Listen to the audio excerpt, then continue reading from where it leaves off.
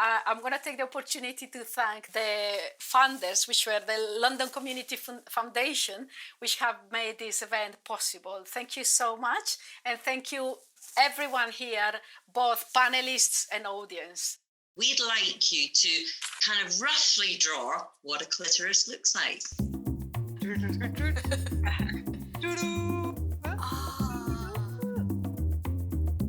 I am a performer and a sex educator. I like to call myself a sex clown, which is really just sort of talking about the fact that we all had woeful sex education, and so we're all sex idiots.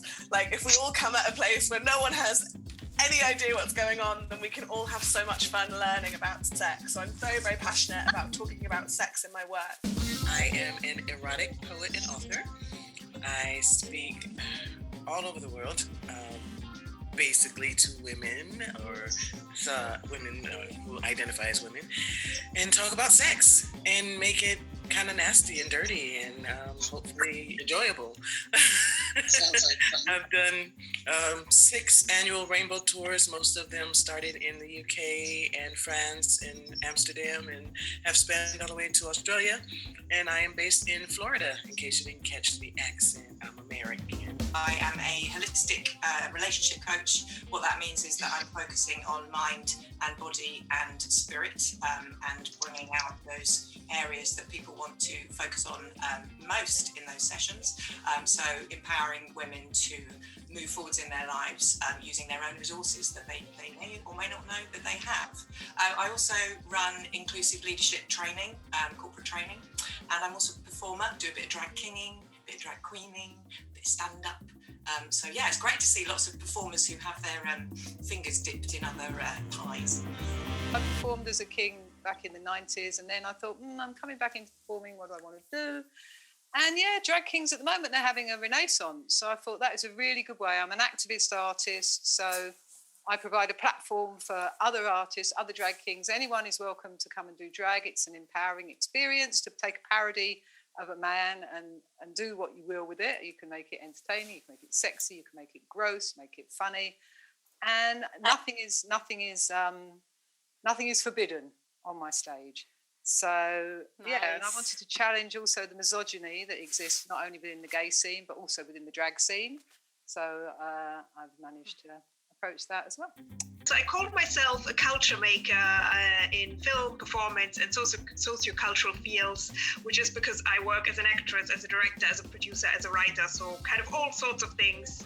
And I am currently the project director of a project called Afropolitan Berlin, which is based in Berlin, where I currently live as well. But until 2018, I lived in London, where I also became the co-founder and executive director of a pub theatre called the Bread and Roses Theatre. And then I also work with my own little activist theatre company called Goblin Baby Co., which has been doing revolutionary work since 2013. This poem is called Your Lap. I want to lay in your lap. Such a simple and innocent act. I want to lay in your lap, but I don't want to nap. I want to feel your thighs caressing my cheeks and wrap my arms around your back. I want to breathe in your nectar ever so sweet. Feel the temperature rise from your cavern heat. I want to lay in your lap, but I do not want a nap. I need to feel your anticipation slowly moisten my face, and I want to bury it in its proper place. I want to tie my locks around your waist while I dive deep inside for a delectable taste. I want to trace your lips and suck your clit and remind you how many nerves I can hit. I want to feel your inner bits respond to my fingertips. I want your nether lips to caress my tongue and your sweet release to quench my thirst. I can hear you moan and feel you shake. I know you're done, but I can't take a break. I want to lay in your lap, but I don't want a nap. I want so very much more than that. I kind of focus on the creative work, hoping that this is something that people see and take away from. Yeah. So, for instance, in like I've done a lot of theater performances, which people come to, and like, for instance, with the vagina monologues. It always leads to these very open conversations afterwards. Woman over 40 on a stage is a rare thing. And I think for any woman to see an older woman on stage, confident and doing something they love, it's got to be empowering, because it's that saying, isn't it? If you can't see it, you can't be it. So whether you're a woman of my age or whether you're a younger woman that thinks her life's going to end at 40, it's not. You can keep doing what you love. I promise you. Just be confident. What animal has most of the clitoral research been done on? And it's actually far more than humans. It's been sheeps and cows. We have the luxury item of playing around with that social construct we call gender. So we aren't necessarily constrained by expectations. So we have more of a freedom initially, I think, that's open to us, pardon the pun. But I think with straight couples, they are more constrained.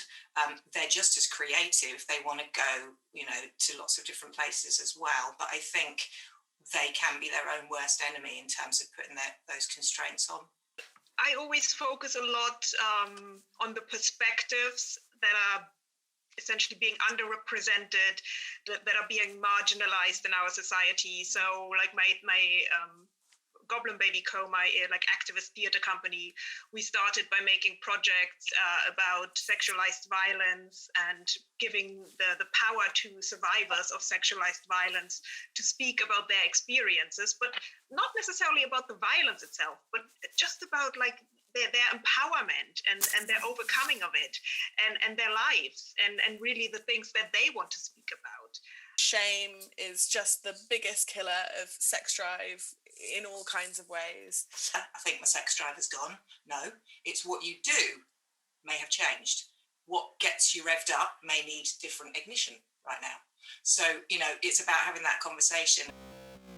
So you switch it on. It has like 11 different speeds. So in the 1980s, we started the UK's first ever lesbian SM club, and had squat parties, and sex was a very freely available commodity, and we were a community, and we were all lovers. I impress people the less I wear, and seeing how I really don't like clothes all that much, lingerie has been a really good friend to me. Lingerie, night clothes, and so there was one birthday year I wanted to have a birthday party, and I decided that I wanted everyone to show up in their pajamas, whatever you slept in.